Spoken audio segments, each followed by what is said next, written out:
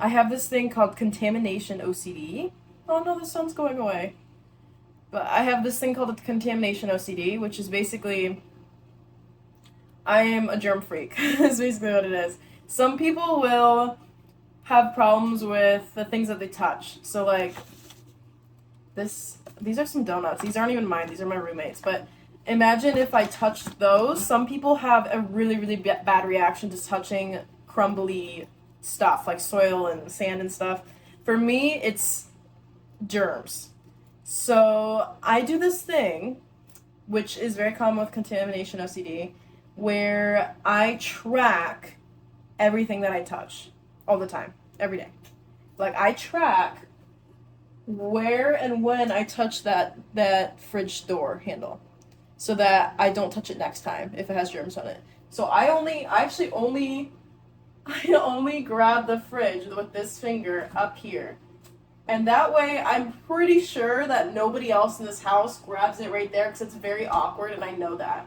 So I know that probably no one else is touching their germs on my little grab spot with the fridge. But this goes for literally everything. So doorknobs, my car, the handles on my car, doors in public, surfaces in public.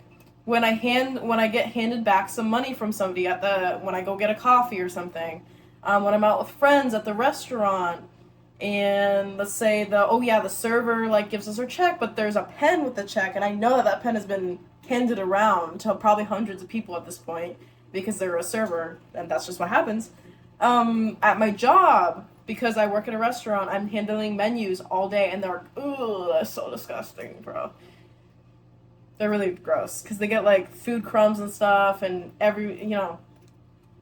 this is the problem, right? This is my little two piece, okay? People are fucking disgusting, okay? And that's the whole reason that I have this thing. Because I have witnessed people be really gross, like out in public, or whether it's people I kind of know or whatever. And so it makes me distrustful of people and like what germs they have on their hands and where they're putting it when that's my corn.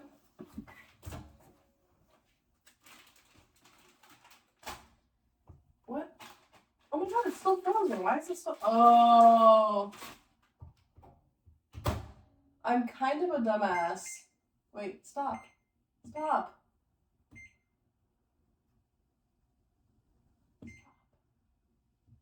No. There we go.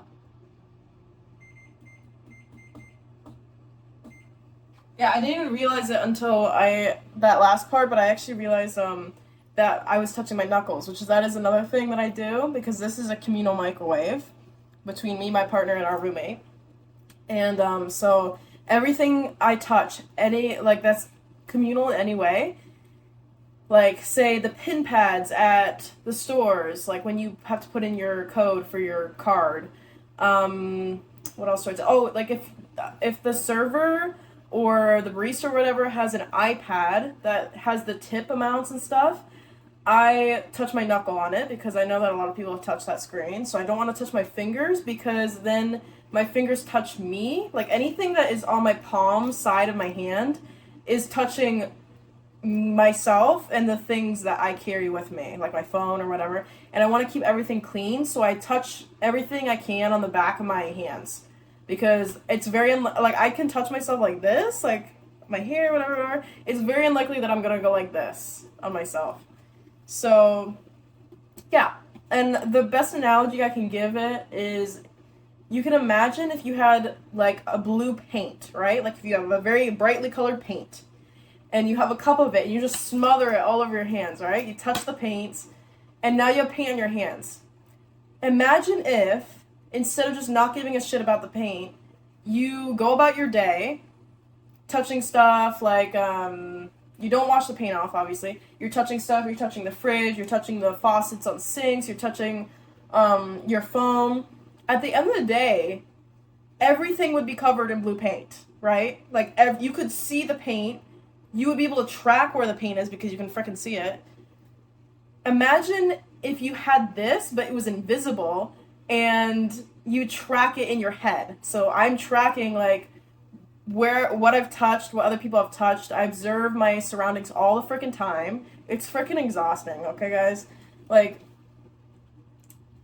anytime I go out into public, anytime I leave my room, I have to be constantly surveilling and constantly thinking of what I have to touch.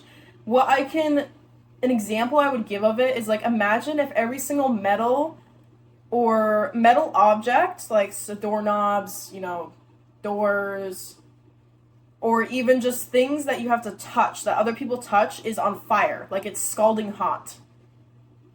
Like doorknobs, whatever. You can imagine that you would be very careful about what you touch.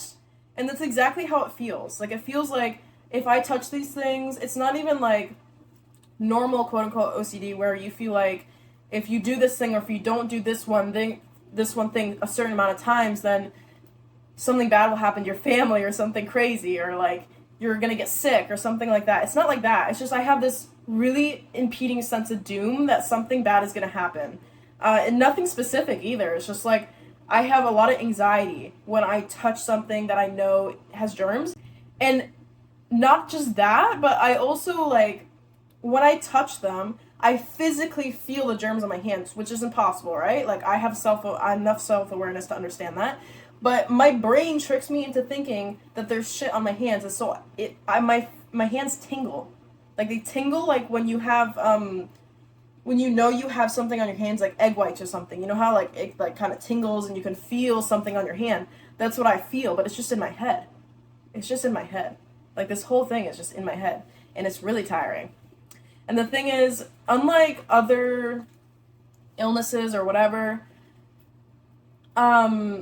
this is something that you can't really justify yourself out of it. Like, you can't say that this is irrational, because to the extremes it is. Yes, it's irrational, but the act itself of just being careful about germs is not irrational. So it's very, very hard for me to stop doing it, because I know what I'm doing is actually beneficial to me in one way or another. Mentally, maybe not. That's pretty debatable, but so this is Rhea 2 days later in my room, because I've been laying down for about 7 hours, sick. And I think I kind of manifested this for myself. Being sick sucks. I don't even know what I was talking about, where I was like, I don't really care when I'm sick. You don't care about being sick until you're actually sick, and then you're like, this is the worst shit ever.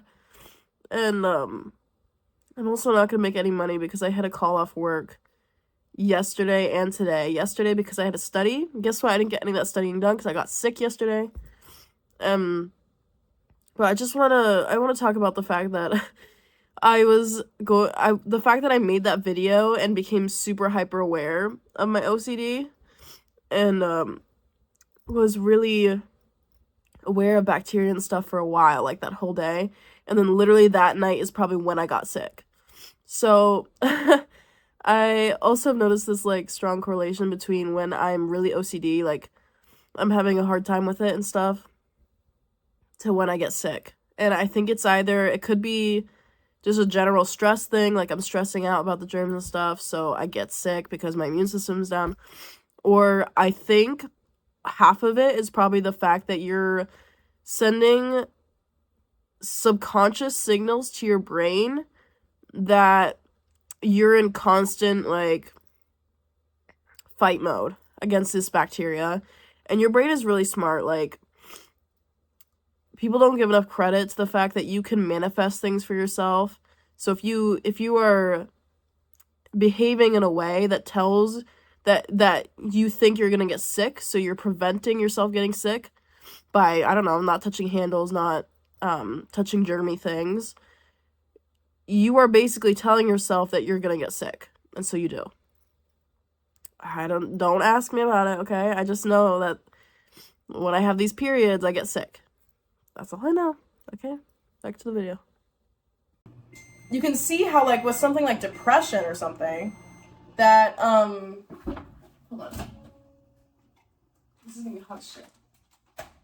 You can see how with something like depression, you can actually make a very solid case for yourself that you need to stop doing it. Like you can just stop doing depression, but that you need to do something to help yourself and to stop the destructive behaviors. And because depression is outright just as a whole bad for you.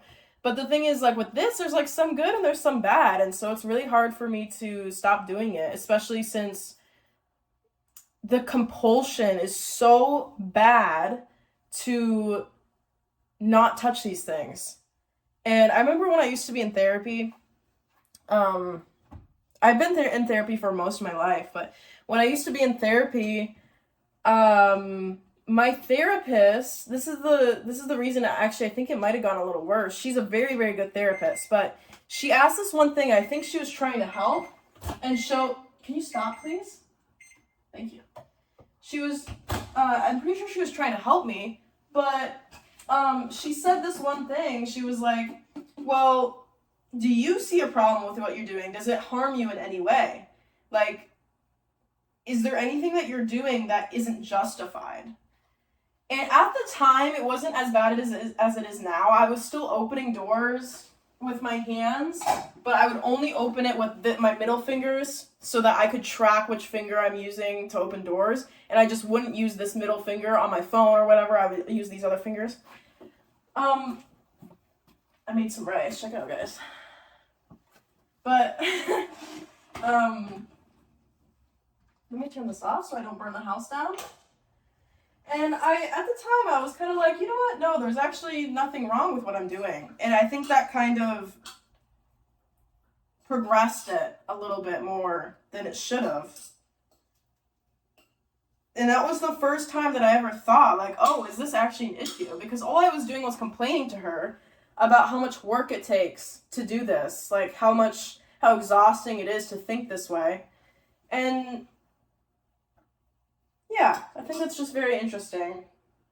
That was the first time that I realized, I was like, I just thought it was a complete problem up until that point, and I didn't really want to do anything about it. That's the thing, like, a lot of times us as humans, we don't want to do anything about anything until somebody brings awareness to our situation. Like, somebody asks a question about it, and then we actually have to critically think about our situation instead of just word vomiting our feelings. So